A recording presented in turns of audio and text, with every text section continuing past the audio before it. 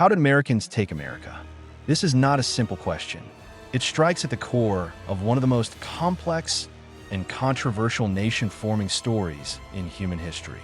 It is a story often told in simple terms of discovery, destiny, and courage.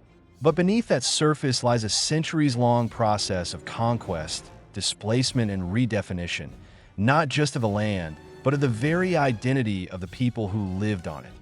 This story does not begin with Christopher Columbus in 1492. It begins millennia earlier on a continent that was not empty but vibrantly alive with hundreds of diverse nations and cultures. And it is not the story of a single people. It is the story of the collision of two worlds, a conflict among European empires vying for power, and the birth of a new nation, the United States of America, built on the foundations of lands that once belonged to others. To answer this question, we must turn the pages of history that are often overlooked. We must consider the role of disease, broken treaties, an ideology of a God-given manifest destiny, and finally, brutal military force.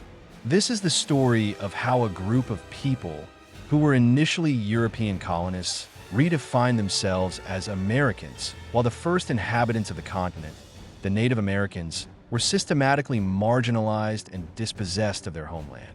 This is the story of the formation of one nation and the dissolution of many others. Part I, a continent of peoples. Before 1492, before European sails appeared on the horizon, North America was not a pristine, undiscovered wilderness. It was an ancient, inhabited world, a rich tapestry of human societies that had evolved over thousands of years. Human history here is far deeper and more complex than is often acknowledged. Archaeological evidence suggests the first humans arrived on the continent between 15,000 and 40,000 years ago, migrating from Asia across an ancient land bridge known as Beringia. These Paleo-Indians were nomadic hunters, following the great beasts of the Ice Age. The Clovis culture, known for its distinctive stone spear points, was one of the earliest widespread groups of settlers known across the continent. However, the story of the initial settlement may be even more complex.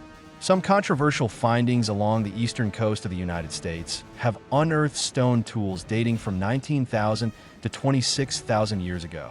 These tools bear a striking resemblance to tools crafted in Europe during the same period, giving rise to the hypothesis that Stone Age Europeans may have crossed the frozen North Atlantic, reaching North America millennia before the Bering Strait migrants. Although this hypothesis remains debated, it underscores a fundamental truth. This continent has been home to people for an unimaginably long time. Over the centuries, these early societies evolved. The Archaic period saw a shift toward hunting smaller game and an increasing reliance on gathering plants. Gradually, a revolution took place. Agriculture.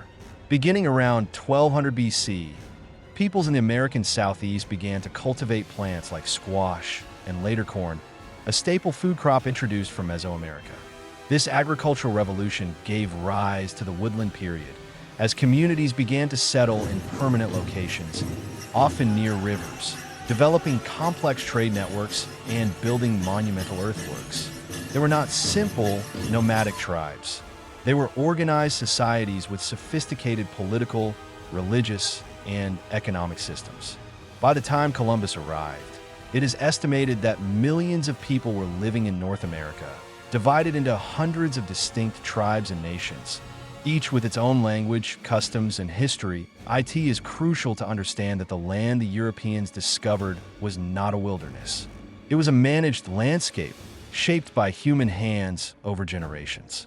Native people had cleared forests for agriculture, used controlled burns to promote the growth of certain plants and create habitats for game animals, and built cities and ceremonial centers. The wilderness that later settlers encountered was, in fact, the result of a demographic catastrophe, the collapse of native societies due to disease, which allowed nature to reclaim lands that had once been carefully managed by humans. The continent was not empty. It had been emptied. Part 2. The invasion begins 1492 to 1763. In 1492, Christopher Columbus landed in the Bahamas, ushering in a new era of sustained contact between the Old World and the New World. This was not a meeting of equals. It marked the beginning of a prolonged invasion, driven by a lust for gold, glory, and God. In the following decades, explorers like England's John Cabot and France's Jacques Cartier mapped the coasts, claiming vast territories for their monarchs. Three major European powers, Spain, France, and England, became the primary rivals in the race for North America. Spain established colonies in Florida and the Southwest. France claimed a vast territory stretching from Canada through the Mississippi River Valley, known as New France. But it was the English, with the establishment of the 13 colonies along the Atlantic coast, who created a settlement beachhead that would permanently alter the face of the continent.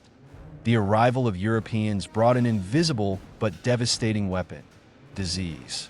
Native peoples had no immunity to illnesses like smallpox, measles, and influenza. Pandemics swept across the continent, sometimes moving ahead of the Europeans themselves, killing up to 90% of the population in some areas. This demographic collapse severely weakened the ability of native nations to resist and created the illusion of a sparsely populated land for incoming settlers.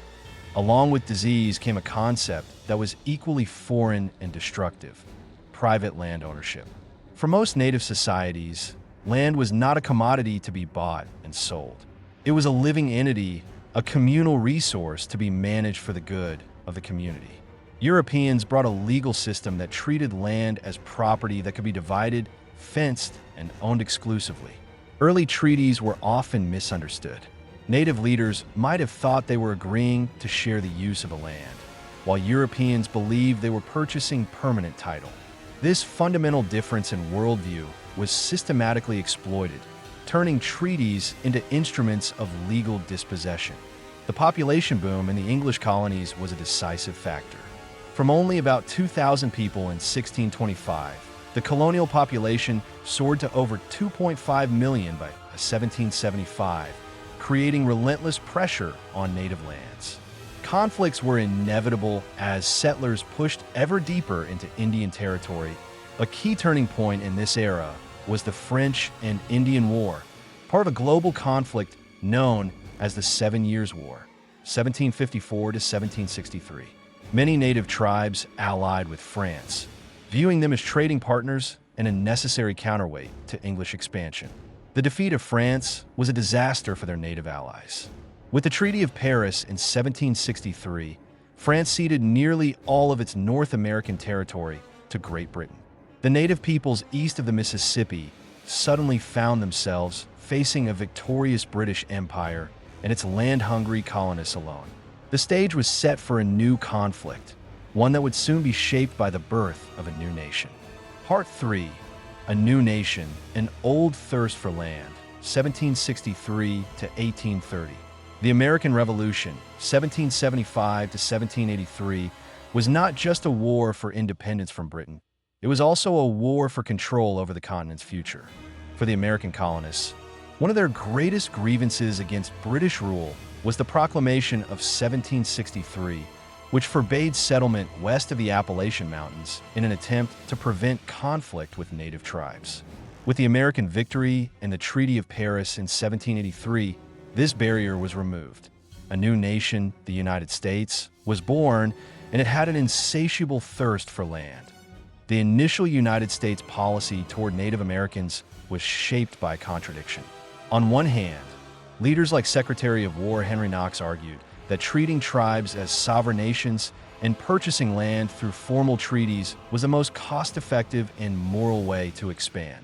This would establish the legitimacy of the new government and avoid costly frontier wars.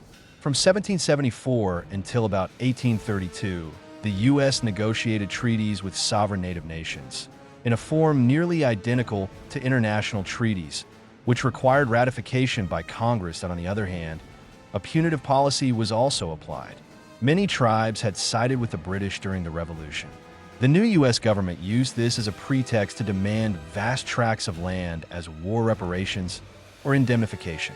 At treaty councils at Fort Stanwix, 1784, and Fort McIntosh, 1785, Federal commissioners forced the Iroquois nations and Ohio tribes to cede millions of acres. This federal policy, however, was constantly undermined by the reality on the ground. White settlers flooded across treaty lines, squatting on native land. The federal government, whether by choice or circumstance, proved unwilling or unable to protect native nations from the insatiable demands of its own citizens. This created a systemic trap. Tribes would negotiate treaties with the federal government, only to see those treaties violated by states and settlers. The Cherokee Nation, for example, made efforts to engage with the American legal system, even winning a landmark case in the U.S. Supreme Court, Worcester versus Georgia, 1832, which affirmed their sovereignty. But the state of Georgia ignored the ruling, and President Andrew Jackson, a veteran Indian fighter and a staunch advocate for expansion, refused to enforce the court's order. He reportedly said, "John Marshall has made his decision. Now let him enforce it." The failure of the federal government to uphold its own treaty obligations against the pressure of the states made the treaty process a cruel farce. Native nations could win legally at the federal level, but still lose their land on the ground. In 1803, an event occurred that permanently changed the scale of the contest. With the Louisiana Purchase, President Thomas Jefferson acquired a vast territory from France, doubling the size of the United States. This huge new expanse of land west of the Mississippi River offered a solution to the Indian problem: removal. Jefferson proposed that Eastern tribes could be persuaded to voluntarily move to the new territory, where they could live in peace without white interference. This voluntary idea would soon transform into a brutal policy of coercion, paving the way for the next tragic chapter in the story of America's conquest. Part 4. Manifest Destiny and the Trail of Tears, 1830 to 1860. In the 1840s, a new phrase emerged to capture and rationalize the nation's expansionist ambitions: manifest destiny. Coined by journalist John L.